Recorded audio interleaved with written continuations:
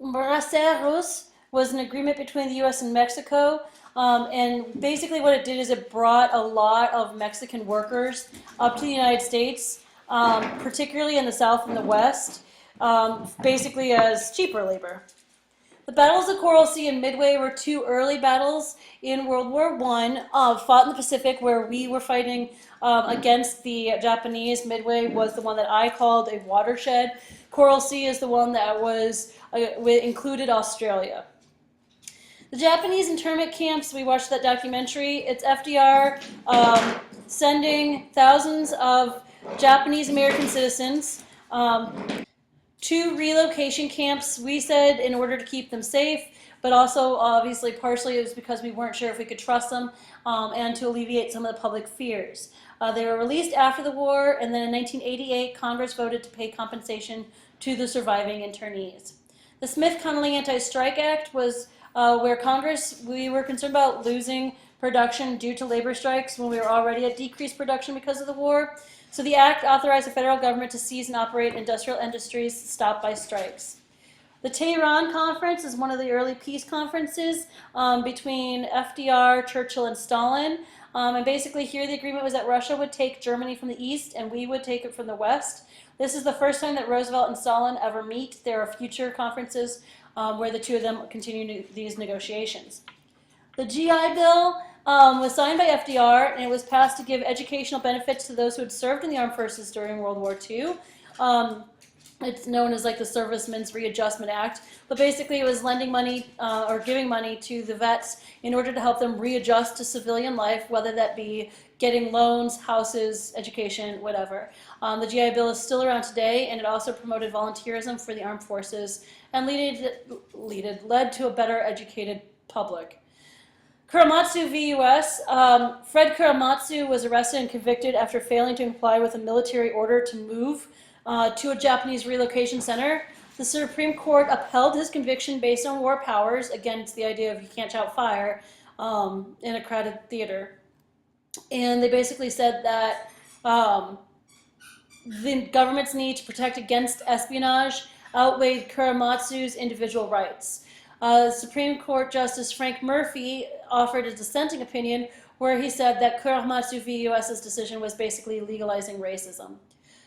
D-Day was June 6, 1944, where Overall Commander Eisenhower led an Allied invasion of 5 different beaches in Normandy, France, in an effort to free France and then push its way into Europe to get closer to Germany. It was successful, though at the cost of several thousand Americans. The Battle of the Bulge was going to be the last German offensive of World War II. It was in the woods of Belgium, and it was the last significant stand of any of Hitler's armies. Eventually, this allows the Allies to make it to Germany by April 30th, although they don't surrender until May 7th, 45. The Yalta Conference was the meeting of the big three again, Roosevelt, Churchill, and Stalin, where they started laying out what would happen when the war came to an end. Specifically, it was the partitioning of Germany into different sectors, American, British, French, and Soviet. It also revised the Polish borders. Russia also agreed to help by attacking Japan 3 months after Germany's collapse in exchange for some specific key islands. And the agreement was made to hold a peace conference in San Francisco, a peacemaking group in San Francisco, although later it was moved to New York, which eventually became known as the United Nations.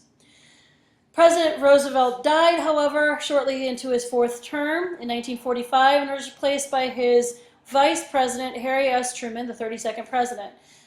Truman was the one who decided to drop the bombs in Japan, ending World War II. In terms of international relationships, he also gets us involved in the Korean War. He defeated Dewey in that famous picture, Dewey defeats Truman, but didn't.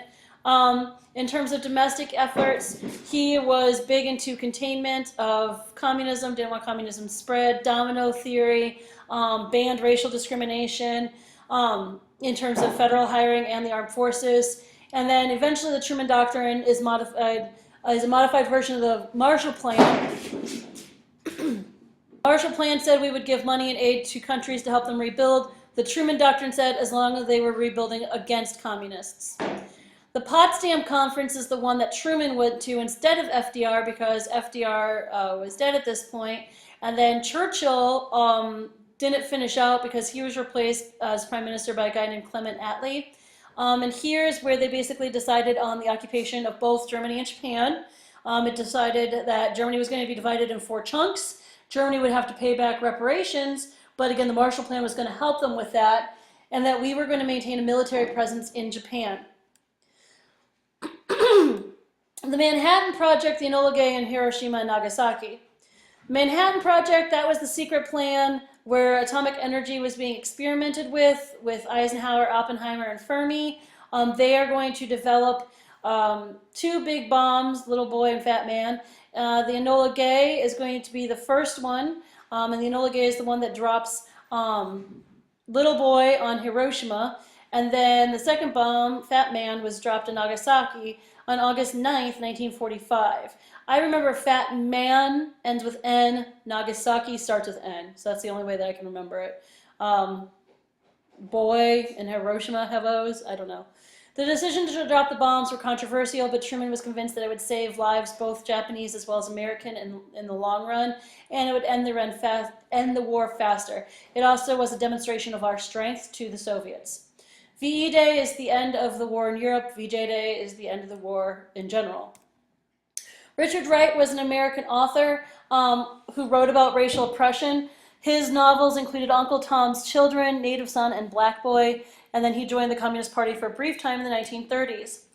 The United Nations was created at a conference in San Francisco. Eventually the headquarters was created in New York. It was a representative body of nations that wished to resolve global issues peacefully instead of using force. There was a General Assembly, or there is a General Assembly, in which all countries have a seat, and then there's a Security Council where there are 11 members, US, Britain, France, Russia, China, and then 6 other countries that rotate at different time periods. The Cold War, which we're going to say runs from 45 till 91, is the period of extreme tensions between between the Soviets, communists, and Americans. Churchill is going to say that a great iron curtain had descended throughout all of Europe, and that basically meant that those in the West were on one side and those in the East were on the other side. Eventually, the Berlin Wall becomes the embodiment of that Iron Curtain. The Taft-Hartley Act was meant to restructure labor practices and labor unions. The purpose was to reduce management labor disputes and to reduce unfair labor practices. It was passed over Truman's veto, so it made Truman look kind of silly. It required a 60-day notice be given by employers to terminate a contract. The federal government could take legal action to delay for 80 days in any strike that threatened the public's safety or health. It provided a cooling off period for unions and management. The act slowed down unionization throughout the country, especially in the South, and it was part of the anti-communist crusade because unions were seen as a communist tool. We already talked about the Truman Doctrine. The National Security Act created the Central Intelligence Agency and the National Security Council. The CIA was largely intended to be kind of like an international FBI. The FBI does peacekeeping and spy and all that stuff in country. The CIA does out of country. The NSC is supposed to advise the president on what to do with the CIA. Sometimes they all fight over each other, though. It also reorganized the military under one Department of Defense instead of each branch being their own thing. Suburbs became super popular after World War II, particularly with the Interstate Highway Act that Eisenhower passes, whereby it was easier to live in the suburbs and commute to your jobs. So you have migration, mass production of automobiles, the growth of the road system, government policies. You also have a lot more loans being offered for people to buy new houses, like the GI Bill and the Federal Housing Administration, and better living conditions. African Americans, as they moved to the northern cities, again, the whites began to move to the suburbs, which we called white flight. They left, leaving behind either poor or various minority groups, which often came into conflict with each other in the urban centers, which led to the urban renewal programs in an effort to try to help the crime rates in particular of those areas. The suburban developments included Levittown, which was one sample of these cookie cutter houses. Remember, all the houses in these subdivisions look the same, and they just kind of squish them out really fast, and it's the birth of the suburbs. In the 40s on is where you have baseball becoming super popular again. When the men returned home from war, the women left the fields and the men took back to the baseball diamonds. Jackie Robinson is going to be influential because he's going to break the racial barrier. And he is going to be recruited from the Kansas City Monarchs to play with the Brooklyn Dodgers in 1947. The Marshall Plan was our effort at recovery for Europe, where we lent or gave a bunch of loans and money and supplies to those countries who needed it in order to rebuild. It was created by Secretary of State George Marshall, who would win a Nobel Peace Prize, I think it was, for these efforts. We gave over $15 billion in aid to Europe. Many of those countries have since paid us back. The Fair Deal was kind of the Truman equivalent of the New Deal, whereas Teddy Roosevelt had the Square Deal. Everybody's got a deal. Truman's was the New Deal. It increased the minimum wage to 75 cents an hour. Ooh. Social Security was also enlarged to cover more people, and it called for low-cost housing projects and slum cleanup. We also have the Red Scare becoming even more intense during this time period. We were certain that there were spies all over the place. So you had people like Algiers Hiss, who was convicted with the pumpkin papers, and Julius and Ethel Rosenbergs, who were committed of being spies, this husband and wife, who were actually executed, even if the proof was somewhat scant. The Berlin Airlift was when the Allies tried to bring supplies into the western part of Berlin, which was the part that we controlled, because the East had blockaded our efforts, basically trying to undermine us. NATO, or the North Atlantic Treaty Organization, this is the one who, their primary goals, it's keep America in, Germany down, and Russia out in all of Europe. Headquartered in Brussels, which was part of probably why the attacks happened a couple of weeks ago.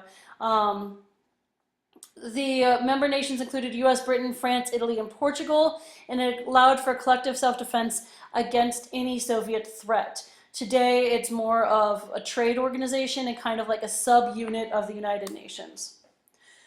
The Korean War was the first armed conflict between the US and Russia, even though it wasn't an armed conflict between the US and Russia. Remember, I said that's a bunch of proxy wars. So this is going to be the North.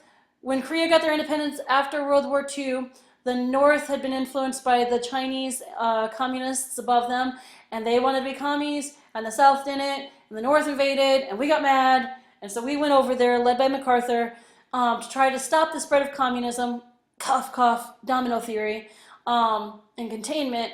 We pushed them back, and then the war stalemates for 3 years along the demilitarized zone, ending in 1953. To this day, the two Koreas are separated, and the North doesn't really care for us that much. McCarthy was the senator who started accusing everybody of being communists, saying he had this giant list, and he would blacklist you. And Arthur Miller is going to write The Crucible, satirizing McCarthy's witch hunts, if you will. And it took a couple of years before he was finally condemned for his conduct, because up until that point, if you spoke out against him, well, it must be because you're scared of being on the communist list as well. But it wasn't all bad during the time period. We did have television and music change radically. Particularly in terms of music, you have the birth of rock and roll, where it combined rhythm and blues, gospel, jazz, country, western, a little bit of everything. The phrase rock and roll actually came from a Cleveland disc jockey, and then people were like, oh, that sounds cool. And the key people in this time period included Elvis, the Beatles, Rolling Stones, Chuck Berry, Buddy Holly, but it was controversial. Some said it was, quote, the devil's music, although no one really believed it was literally like Satan making music. But also because of the different races performing together on stage. The Beat Generation was a group of artists and writers who rejected traditional artistic and social forms. They were kind of like early hipsters, if you want to think of it that way. There was a mixture of drugs and religion all tied into them. Jack Kerouac, who wrote the book On the Road, is probably the most influential of the Beats. Many worked and lived around San Francisco, but they basically wore all black and they went around to different shops. And they kind of were like, hey man, tune in, tune out. And obviously the hippies are going to take some great influence from them as well.